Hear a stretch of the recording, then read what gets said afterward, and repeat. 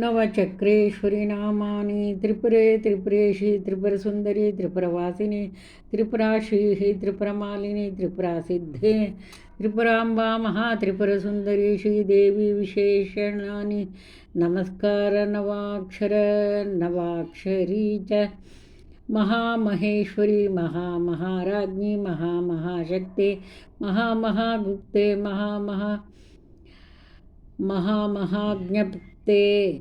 महामहानन्दे महामहास्पन्दे महामहाशये महामहाचक्रनगरसाम्राज्ञी नमस्ते नमस्ते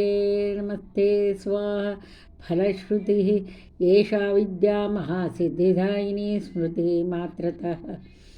अग्निवातमहो महाक्षोभे राजा राष्ट्रस्य विप्लवे लुण्ठने तस्करभये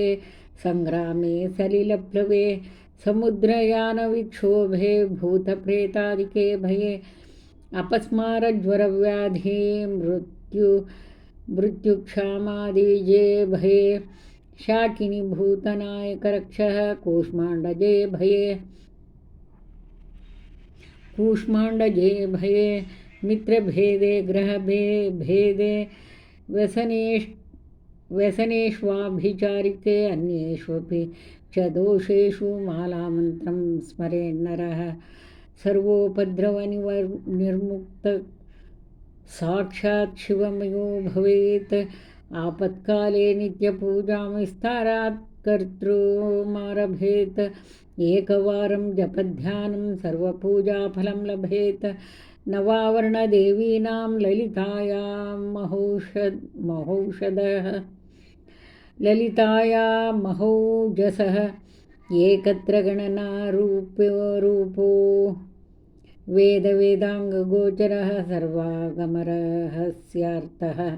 स्मरणात् पापनाशिनी ललिताया महेशान्या माला विद्या महीयसी नरवश्यं नरेन्द्राणां वशं नारीवशङ्करं मणिमादिगुणैश्वर्यं रञ्जनं पापभञ्जनं तत्तद्वर्णस्थायि देवताबृन्दमन्त्रकं मालामन्त्रं परं गुह्यं परं धाम प्रकीर्तितं शक्तिमाला पञ्चधा स्यात् शिवमाला च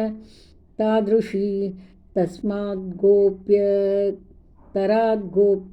रहस्यं भुक्तिमुक्तिदम् इति श्रीवामकेश्वरतन्त्रे उमामहेश्वर संवादे श्रीदेवी खड्गमालास्तोत्रं समाप्तं सन्मङ्गलानि भवन्तु।